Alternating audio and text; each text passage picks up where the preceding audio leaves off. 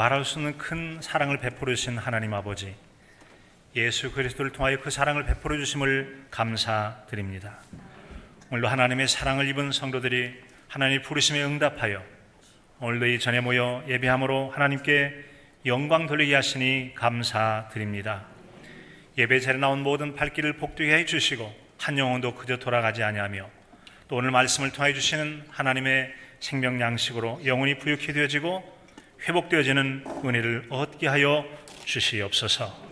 이 모든 예배드림이 하나님께만 영광 되길 소망하오며 예수 그리스도의 이름으로 기도하옵나이다. 아멘. 상식이라는 말이 있습니다. 일반 사람들이 가지고 있거나 혹은 가지고 있어야 될 이해력, 판단력 혹은 지식 같은 경우를 상식이다라고 말합니다. 어떤 사람이 남원 사람에게 물었습니다. 남원에 가면 춘향이와 이두령이가 데이트한 곳이 있다며? 어디죠? 이 사람아, 남원 사람이 그것은 상식이지. 어디입니까? 두말하면 잔소리? 광활루원이라고 대답을 하실 것입니다. 그래? 광활루원이 뭔데? 광활루원이란 광활루하고 원이 더해진 그런 곳이야. 뭐라고? 광활루하고 원이 붙은 거라고? 그럼 광활루는 뭐고 원은 뭔데? 광활루란 말 그대로 넓을 꽝째 찰 한자야. 넓고도 아주 시원한 그런 정자가 광활루라는 하는 곳이야. 그리고 원이라는 것은 정원의 줄임말이지. 그곳에는 광활루도 있고 달 그림자를 구경한다는 완월정도 있고 또 견우와 직녀가 만난다고 하는 하늘의 사랑다리라고 하는 오작교도 있고 수정같이 맑은 요천수 강물을 떠다가 그곳에 흐르게 하는 그런 연못도 있는 곳이지. 그래서 광활루원이란 광활루를 포함한 여러 시설들이 함께 모이는 멋진 정원을 가리켜서 광활루원이라고 말하는 거야. 잘 알고 계시죠? 남원 사는 분들에게는 상식이니까요. 이 같은 여러분, 광활루원은 1419년에 처음 시작이 되었다고 하죠. 지금부터 약 한 600년이 이제 조금 넘은 그런 시점에 전에 만들어진 겁니다. 그에 비해서 이 춘향전과 상관 있는 춘향사, 사는 사당이란 얘기죠. 춘향사가 만들어진 것은 1931년이라고 합니다. 이제 약 80년 좀 넘었나요? 네. 여러분, 이처럼 우리가 일반적으로 생각할 때 광활루원이 춘향이와 상관이 있는 것 같이 생각되는데 실제로는 상관이 없었던 거죠. 다만 최근 들어서는 월매집도 있고 춘향을 모신다고 하는 가짜 유폐가 놓여 있는 춘향사, 사당이 있다가 보니까 마치 광활루원이 춘향이와 깊은 관련이 있는 것 같지만 실제로는 따로따로 했던 것이죠. 세월이 지나면서 월매집도 있고 춘향가도 있고 춘향영정도 있고 하다 보니까 춘향이하고 이 광활루원이 깊은 관련이 있구나 라고 생각하면서 우리의 상식이 좀 바뀌어가는 것입니다. 이런 것처럼 일반적으로 아는 지식인 상식도 시대나 상황이 변하면 바뀌는 것도 있기도 합니다. 그래서 어떤 이 같은 경우는 원래 광활루원이 그런 곳은 아니잖아. 따라서 춘향과 관련된 것은 전부 다 다른 한 곳으로 옮겨서 원래 광활루원의 모습을 회복해야 된다라고 주장하는 분도 있기도 합니다. 제가 잠시 남원에서의 상식에 대해서 한 가지를 얘기했습니다. 자, 이 시간은 예배 시간이니까 우리 신앙인의 상식에 대해 한 가지 말씀을 나눌까 합니다. 바로 오늘의 말씀 중에 한 구절이 신앙인의 상식에 대해서 말씀하고 있죠. 하나님께 사랑을 입은 성도들은 이렇게 살아가야 합니다. 이건 상식이지 라고 들려주고 있는 것입니다. 로마서 8장 28절 우리가 잘 알거니와, 여러분 이런 말씀 아닙니까? 우리가 알거니와, 이건 상식인데 그런 뜻이죠. 우리가 알거니와 하나님을 사랑하는 자 곧 그의 뜻대로 부르심을 입은 자들에게는 모든 것이 합력하여 선을 이루느니라. 모든 것이 합력하여 선을 이루느니라. 그런 말씀이에요. 좀 쉬운 성경어로 써진 내용을 보니까 이렇게 기록이 되어 있어요. 우리는 하나님의 사랑을 받은 사람들, 곧 그분의 뜻을 따라 부르심을 받은 사람들에게는 모든 것이 합력해서 선을 이루어야 할 줄을 압니다. 압니다. 이것은 상식이죠. 믿는 사람에게는 상식이에요. 뭐가 상식인데? 서로 성도들끼리 힘을 모아서 선을 이루어가는 것이 상식이다, 그런 말이에요. 우리에게 일어나는 모든 일이 서로 돕는 작용을 해서 결국 좋은 결과를 만들어 가야 한다라는 그런 말씀이죠. 혼자서는 할 수 없는 일을 할지라도 서로가 돕게 되어지면 해낼 수 있는 일들이 많이 있습니다. 그래서 서로가 도와가며 어려운 일을 우리가 얼마나 해낼 수 있고, 뿐만 아니라 서로 도와가면서 서로 협력해가면서 서로의 도움이 힘이 돼야 돼요. 나는 너에게, 너는 나에게 서로 도왔단 말이죠. 그럴 때 너에게 힘이 되고 나에게 힘이 되고, 그래서 이 일들을 통해서 하나님 기뻐하실 선한 일, 좋은 일, 착한 일들을 이뤄가는 것, 이것이 바로 성도들에게 상식이다 라는 그런 말씀입니다.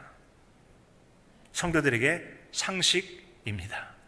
따라서 사랑하는 성도 여러분, 이 말씀은 우리에게 서로가 돕고 협력하면서 모일자리 적극 참여하여 무언가를 함께 해 나가는 것이 성도들의 신앙의 상식인 줄로 알고 오늘의 말씀을 삶에 잘 적용해가는 은혜 있는 성도의 삶이 되실 수 있기를 바랍니다.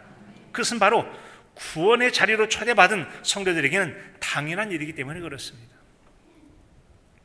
이에 대해서 히브리서 기자는 히브리서 10장 24절로 25절에서 우리에게 이렇게 말씀을 들려줍니다. 서로 돌아보아, 이쪽 저쪽 살피는 거죠. 서로 돌아봐 사랑과 선행을 격려하며 뭔가를 하도록, 사랑하고 격려하는 일들을 서로 하도록 돌아보라는 것이죠. 그리고 모이기를 패하는, 모이지 맙시다. 모이기를 패하는 어떤 사람들의 습관과 함께하지 말고 모이지 맙시다. 그런 사람 따라가지 말고 오직 권하여 그날이 가까움을 볼수록 더욱 그리하자. 우리 주님께서 오실 날이 점점 가까워오는 이때는 더욱더 간곡하게 권하고 부탁을 해서라도 모이기를 힘쓸 수 있도록 권면하는 것이야말로 우리가 마땅히 해야 될 일이다 라는 것을 우리에게 들려주고 있어요.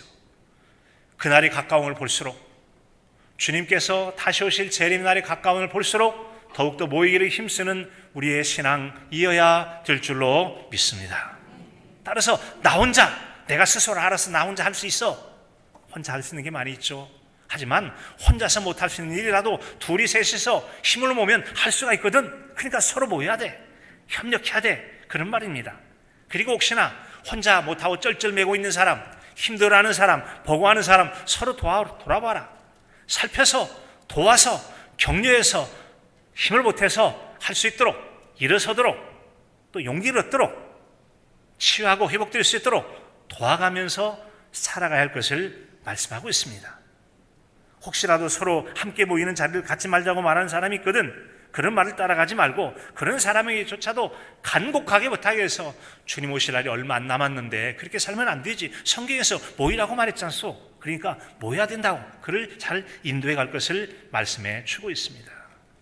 사랑하는 성도 여러분, 우리도 또한 이처럼 갈수록 모이기를 힘쓰고 서로 도와가며 예수님의 사랑도 나누고 하나님 뜻에 합당한 선도 합력해서 잘 이루어가는 것이 성도의 상식인 줄로 알고 상식 있는 신앙인으로 살아가실 수 있기를 바랍니다. 상식 있는 사람을 살아가요. 상식 없는 사람을 몰상식이라. 우리는 몰상식한 사람이 아니에요. 상식을 가진 사람이에요. 그런 마음을 가지고 오늘의 말씀을 제가 다시 한번 읽어봅니다. 우리가 알거니와, 우리가 이거 상식으로 알고 있는데, 우리가 알거니와 하나님을 사랑하는 자, 곧 그의 뜻대로 부르심을 입은 자들에게는 모든 것이 합력하여 선을 이루느니라. 같이 볼까요? 모든 것이 합력하여 선을 이루느니라. 아멘. 네, 이같이 소중한 신앙인의 상식에 대해서 말한 이제 저자는 이어서 29절 30절의 말씀을 들려줍니다. 하나님이 미리 아신 자들을 또한 그 아들의 형상을 본받게 하기 위하여 미리 정하셨으니 이는 그로 많은 형제 중에서 맏아들이 되게 하려 하심이라. 하나님께서 미리 아신 자들이라고 하는 창세전부터 구원하시려고 택한 사람이 있다는 거죠. 때가 돼서 그들을 부르셨어요. 태어나게 하시고 그리고 예수님 믿도록 하셔서 신앙인의 자리로 불러주셨다는 거죠. 왜 그랬냐고요? 거기에는 그럴 만한 이유가 있다고 말씀하셨어요. 우리에게는 맏아들 같은, 그러니까 형제들로 말하면 큰형 같은, 큰오빠 같은, 큰언니 같은, 큰 누나 같은 그런 존재이신 예수님을 중심으로 신앙 안에서 잘 모여서 같은 하나님이라고 부르는 예수님이나 우리 모두가 다 예수님을 맏형처럼 여기고 주님 중심의 신앙을 잘 지켜갈 수 있도록 우리를 부르셨다는 거죠. 사랑하는 성도 여러분, 우리는 모두가 다 하나님을 아버지라 부르는 주님의 자녀로서 예수님을 큰형처럼, 큰오빠처럼, 큰언니처럼, 큰누나처럼 주님 중심으로 아름다운 신앙을 잘 생활해가는 저와 여러분의 신앙의 삶이 되실 수 있기를 바랍니다. 이것이 오늘 우리에게 들려주는 주의 말씀입니다. 그리고 30절에 말씀합니다. 또 미리 정하신 그들을 또한 부르시고 부르신 그들을 또한 의롭다 하시고 의롭다 하신 그들을 또한 영화롭게 하셨느니라. 하나님께 사람을 부르셨어요. 그런 그들에게 복을 누릴 자로, 너 복 받을 자로 내가 너 택했어. 그리고 너 죄로 많이 더럽혀졌구나. 거룩한 보혈 피로 의롭다고 해주시는 것입니다. 그리고 네 생활은 비참하지만 너는 내 자녀를 통해서 정말 복되고 풍성한 삶을 누리도록 영화롭게 해주셨다라는 것입니다. 영화롭게 해주셨다. 어떤 한 고아가 있어요. 어릴 때부터 부모가 없었기 때문에 그의 삶이 아주 공고합니다. 온통 몸은 때로 더럽혀져 있고 옷은 낡아 있고 굶주려 있는 아이예요. 그 아이를 데려다가 깨끗하게 씻깁니다. 이발도 단장하게 하고 아주 좋은 옷을 준비해서 입힙니다. 새 신발도 신겨주고요. 그리고 배불리 먹여줍니다. 배불러 만족해할 때 그 아이에게 말을 하죠. 얘야, 너는 오늘부터 내 아이야. 내가 너를 입양해서 내 자녀로 삼았어. 그러니까 지금부터는 너는 내 자녀야. 하나님께서 저와 여러분을 그렇게 사랑으로 하나님의 자녀 삼아 주신 줄로 믿습니다. 예수 그리스도를 믿는 자는 하나님을 아빠 아버지라 부르고 우리 주님 영접한 자의 자녀된 권세를 주셨다 말씀하면 우리가 다 하나님을 아버지라 부르지 않습니까? 하나님의 자녀 삼은 우리를 그분의 거룩한 보혈의 피를 씻어 깨끗하게 해주십니다. 의로 옷 입혀주십니다. 그리고 하나님의 자녀라고 하는, 여러분, 양자로 입양된 아이는 그 부모의 지식이나 권세를 더불어 누리게 되어 있는 것이죠. 우리가 하나님의 자녀가 되는 순간 하나님의 은혜 풍성함으로 영화롭게 놀랍도록 은혜를 입고 사는 줄로 믿습니다. 여러분, 얼마나 감사한 일입니까? 그런 하나님의 자녀는 우리가 서로 앙숙처럼 무관심하거나 따로따로만 살아가지 말고 부모가 자식을 향해 생각하는 거 기대하는 것처럼 서로 우애하고 살아라, 돕고 살아라, 모이고 협력하고 사랑 나누고 살아야지. 따로따로 못 본 채 무관심하고 서로 관심도 가져주지도 않고 돕지도 않고 그렇게 살면 안 되지. 이게 바로 자녀를 향한 부모의 마음처럼 하나님 아버지께서 저와 여러분을 향하여 서로 합력하여 선을 이루시기를 원하시는 것이 하나님 아버지의 마음인 줄로 믿으시기 바랍니다. 그 마음 우리가 마음으로 받아들이라는 거죠. 날씨가 추워지면 우리는 우리 주변을 따뜻하게 데울 게 필요하죠. 이전 같은 경우는 난로를 피웠는데 요즘은 난로를 대신해서 현대판 난로, 온풍기 있죠. 그런데 이 실내 같은 경우는 온풍기가 설치되어 있으니까 이 도움을 받게 되지만 추운 밖에서는 이 온풍기를 들고 다닐 수가 없어서 추위에 떨어야 돼요. 그때 아주 적절하게 필요한 것 중에 하나가 우리 몸 주변에 따뜻하게 데울 수 있는 모닥불이라는 게 있잖아요. 모닥불이란 나무를 한 개 태울 때 모닥불이라고 말하지 않습니다. 잘 아시거니와 나무가 말이죠, 생명체가 없습니다. 불을 붙였어요. 혼자 놓으면 좀 타다가 꺼지는 경우가 많아요. 그런데 신비하게도 생물체도 아닌 것이 나무를 두 개, 세 개, 여러 개 모아놓고 여러 개 모아놓은 그 장작에 불이 지피면 묘하게도 이 장작 불이 저 장작의 불을, 저 장작 불이 또 다른 장작의 불에 서로 도움을 줘서 함께 활활 잘 타는 아주 신비한 현상이 나타나게 되어집니다. 이것이 바로 저는 모닥불 효과라고 말하고 싶어요. 성도들이 바로 그래야 된다는 거죠. 따로따로 살면 개성적으로 살고 혼자 능력을 나타낼지 모르지만 혼자 할 수 없는 일들을 나는 너에게, 너는 나에게 함께 서로 어우러져서 힘이 되어주고 도와주고 보살펴주고 격려하게 됐을 때 더 신앙생활도 잘하고 아픔도 슬픔도 괴로움도 외로움도 힘듦도 격려하고 치유하고 회복하고 세워져가는 은혜가 있게 될 줄로 믿습니다. 여러분, 그런 가르쳐서 세상에서는 시너지 효과라고 그러잖아요. 각각의 이것이 전체에 커다란 도움이 되도록 힘을 모아지는 것을 시너지 효과다, 모닥불 효과라고 말할 수 있습니다. 그런데 이 같은 모닥불 효과와 반대 효과가 링겔만 효과라고 하는 것이 있습니다.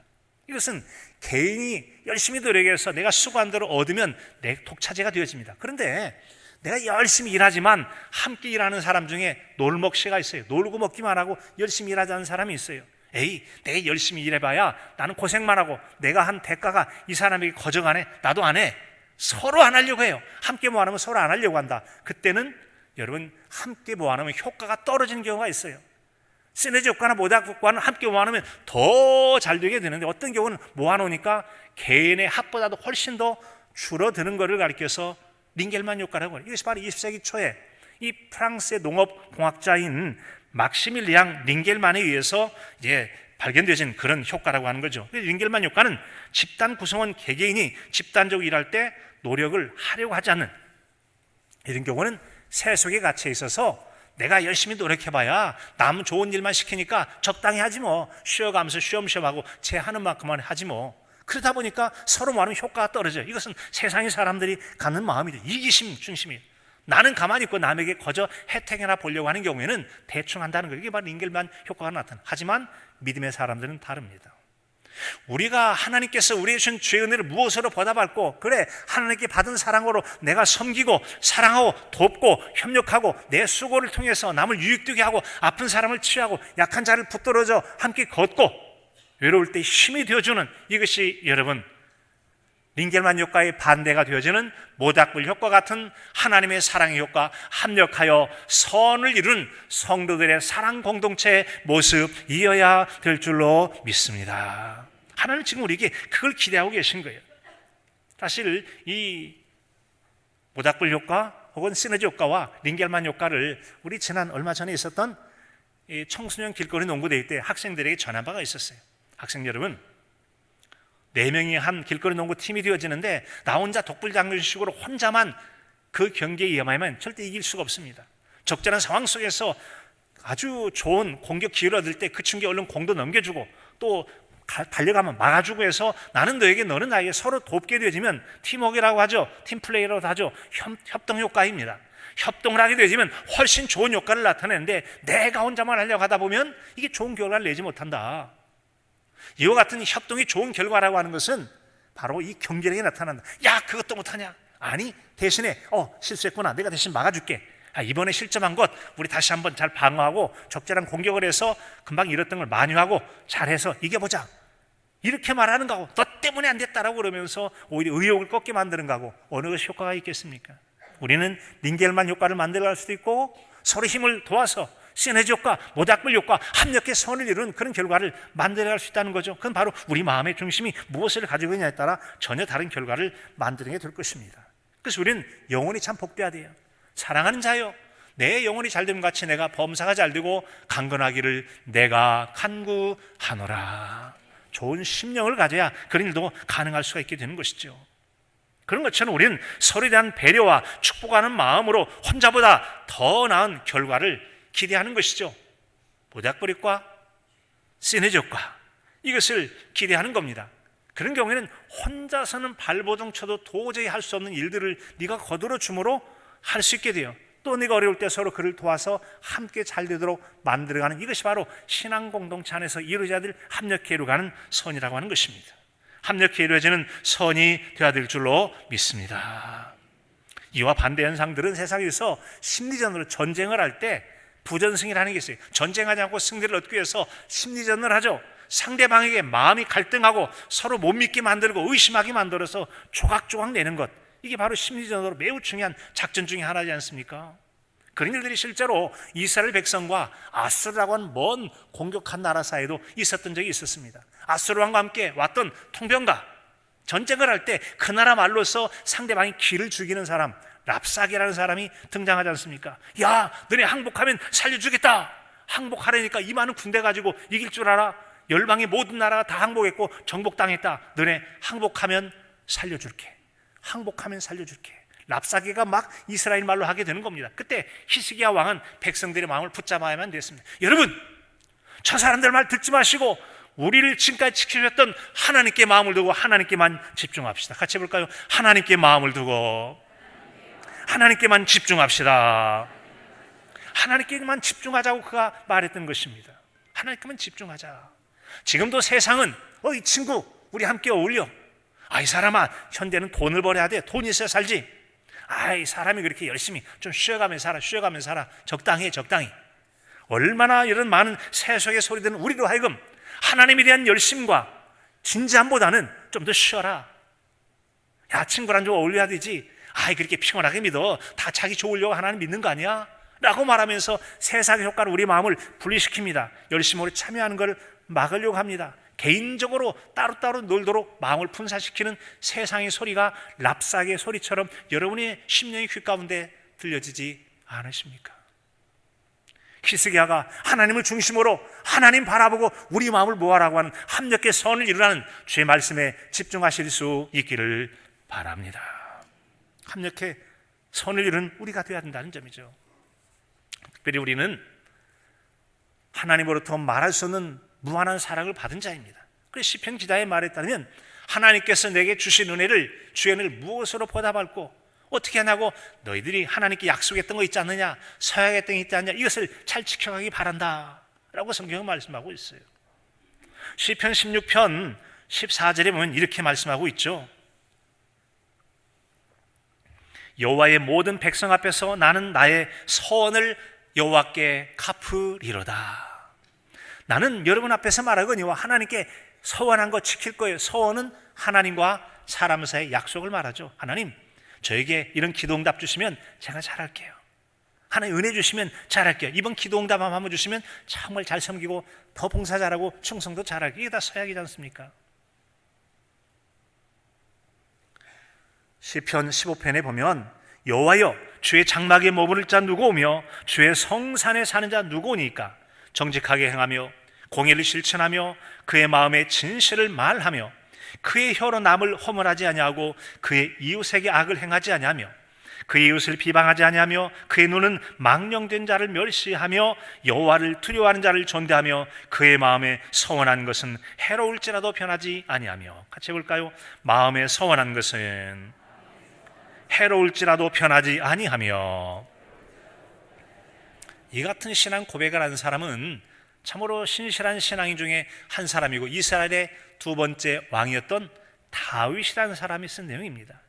그의 시 가운데 특별히 이 4절에 보면 여호와 끝부분에 맹세한 것은 해가 되더라도 변함없이 지키겠습니다 라고 하는 그런 것이죠. 하나님, 제가 하나님과의 약속을 지켜야 될지 지키지 말아야 될지 저는 분명한 기준을 가지고 있습니다. 제가 친구들과 오길 위해서 하나님과 약속을 저버리겠습니다. 돈을 조금 더 벌기 위해서 하나님과의 약속을 저버리겠습니다. 조금 더 몸을 편하게 하기 위해서 하나님과 약속을 저버리겠습니다가 아니라, 하나님, 제가 하나님과 약속을 지키기 위해서 친구들과 어울리는 시간을 줄이겠습니다. 하나님과 약속을 지키기 위해서 내 개인적으로 뭔가를 해보려고 하는 취미 생활들을 조금은 더 줄여보겠습니다. 하나님과 약속을 지키기 위해서 내가 좀 더 신감 편한 것들을 조금 더 고단할지라도 더 주의 말씀에 순종하겠습니다. 사랑하는 성도들은 하나님과 약속을 지키기 위하여 해로울지라도 신실하게 지켜가는 성도를, 나를 사랑하는 자들이 나의 사랑을 입는다는 하나님의 약속의 말씀처럼 하나님의 은혜를 입게 될 줄로 믿습니다. 바로 우리에게 십자가의 은혜를 베풀어 주신 주의 은혜를 무엇으로 보답할 거라고 하는 성도의 여러분 고백이 되어야 하지 않겠습니까? 특별히 교회는 장로로서, 집사로서, 권사로 임직받는 분들은 특별한 안수를 하죠. 안수하기 전에 먼저 서약을 합니다. 이런 일을 서약하겠습니까? 네, 서약합니다. 물론 세례 받을 때도 서약합니까? 네, 서약합니다. 다 서약했지 않습니까? 이런 서약은 하나님과의 약속이라고 했어요.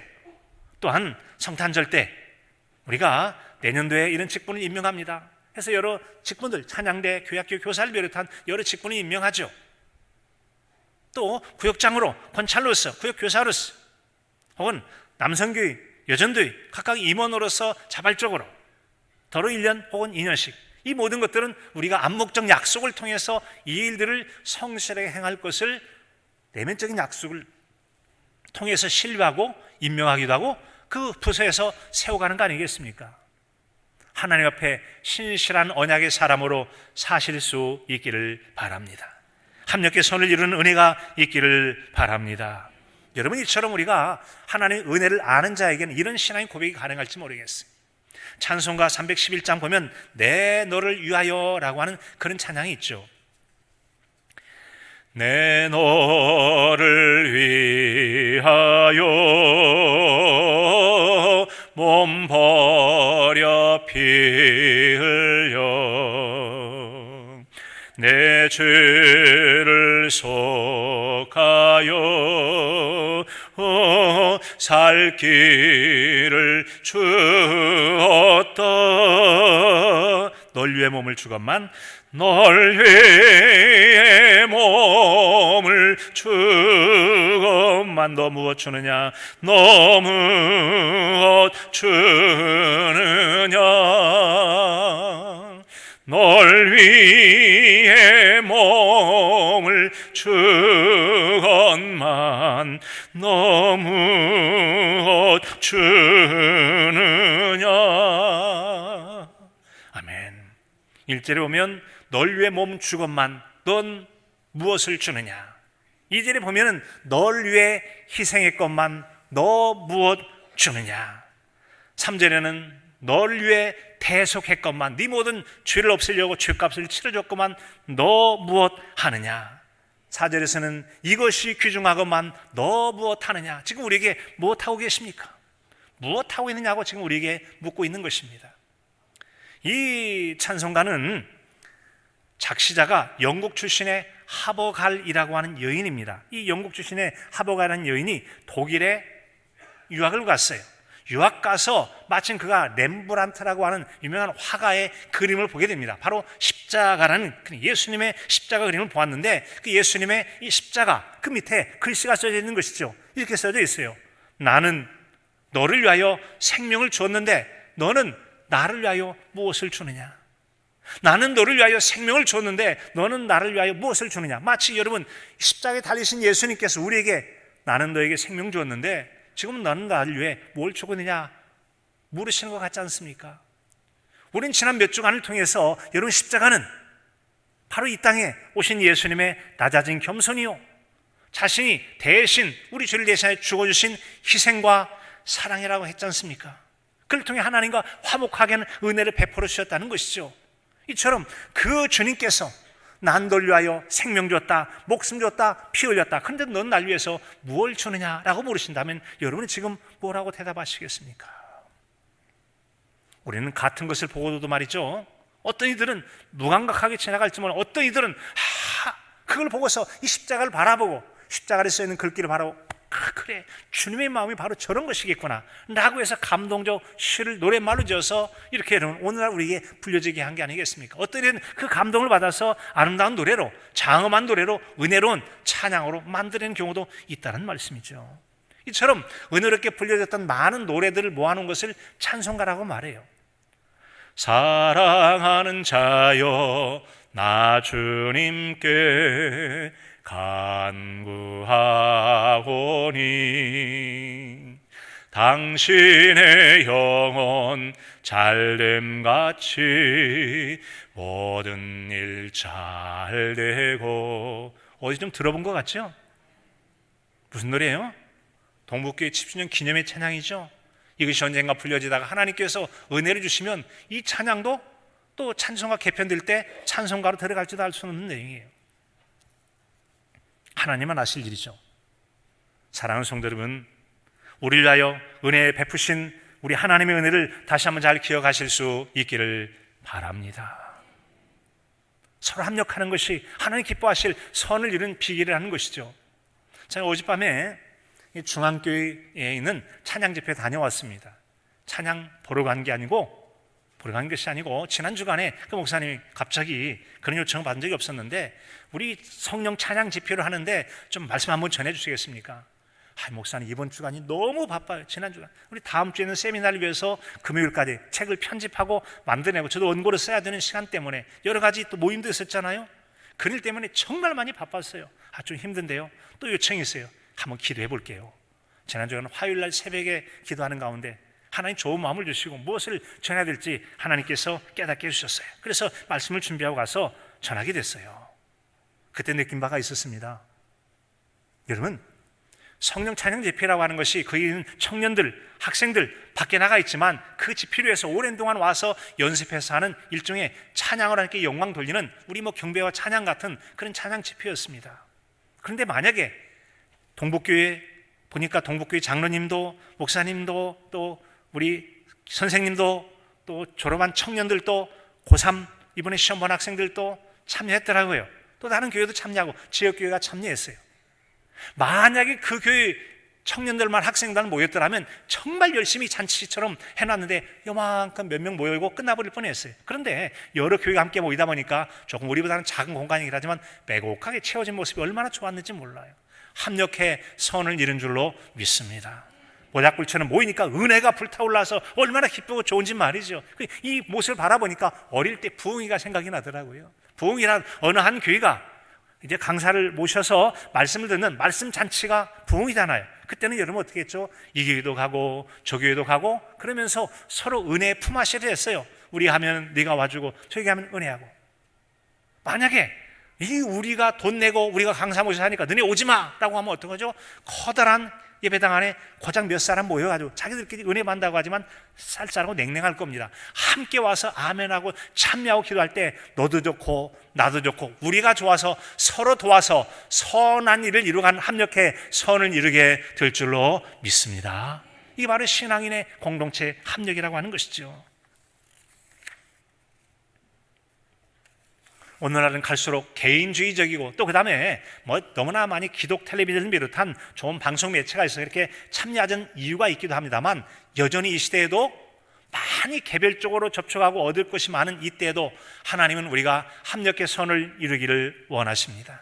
그럴 때 우리가 스스로 혼자 감당하지 못하고 너무나 버겁고 힘든 것이라도 서로 도울 때 서로 유해주고 격려하고 보살펴 주게 될 때 넉넉히 이겨나가게 될 줄로 믿습니다. 특별히 여러분 저 남극에 가면 허드링 효과를 설명하는 한 이 짐승의 집단이 있죠. 바로 황제 펭귄이라는 게 있답니다. 일반적으로 펭귄 종류가 아주 80가지 여러 가지가 있다는데 그곳에 추울 때는 영하 50도까지 내려가는데요. 50도를 못 느껴보셔서 모르시죠? 전방에 근무할 때 보니까 20도 정도만 내려가면 살갗이 터질 것처럼 춥습니다. 50도는 그냥 생명체가 견뎌내기 힘들어요. 그래서 일반적 펭귄들은 따뜻한 곳 다 이주를 해요. 그런데 한 펭귄만 남는데요. 그 펭귄이 키도 크고 덩치가 있는 황제 펭귄이라고 합니다. 그런 펭귄 안으로 죽고 어떻게 견디느냐? 살아갈 방법이 있죠.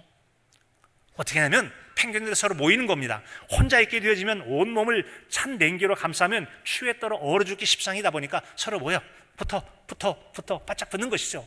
가만히 있으면 안 되니까 빙빙 움직이며 도는 겁니다. 그러면 밖에 있는 펭귄 얼어 죽으라고 에이 서로가 보살펴야지. 그래서 가운데 있어서 몸이 따뜻하게 데워진 펭귄이 밖으로 나와서 밖을 감싸요. 그럼 밖에 있던 게 조금씩 안으로 옷을 껴입듯이 돌아가는 것, 이걸 가리켜서 허들링 효과라고 하는 것입니다.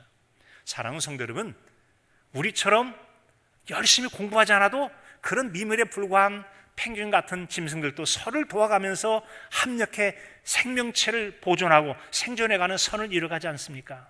하나님의 사랑을 입은 우리는 하나님의 사랑이 따뜻한 마음으로 차갑고 힘겹고 어려운 이들을 감싸주고 보살펴주고 돕는 은혜의 허드링 효과를 통해서 합력해 선을 이루어갈 때 하나님 그 일을 바라보시고 크게 기뻐하실 줄로 믿습니다. 크게 기뻐하실 줄로 믿습니다.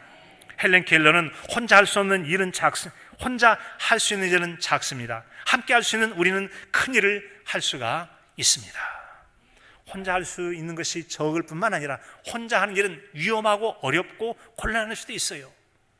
베드로서 5장 8절에 보면 근신하라 깨어라 너희 대적 마귀가 우는 사자같이 두루 다니며 삼킬 자를 찾나니 너희는 믿음을 굳건하게 하여 서로 대적하라 라고 말씀하고 있어요. 세상 가운데는 우리 영혼을 삼키기 위해서 사냥감을 노리는 맹수처럼 우리 영혼을 고독하고 외롭고 쓸쓸하고 낙심돼서 버려진 상태를 잡아먹으려고 하는 사탄의 역사도 있다는 거죠. 그럴 때 나는 너에게 너는 나에게 서로 협력해서 세워가게 될 때 나도 살고 너도 살고 우리가 함께 살아가는 합력의 선을 이루는 하나님의 사랑 공동체, 신앙 공동체가 될 줄로 믿습니다.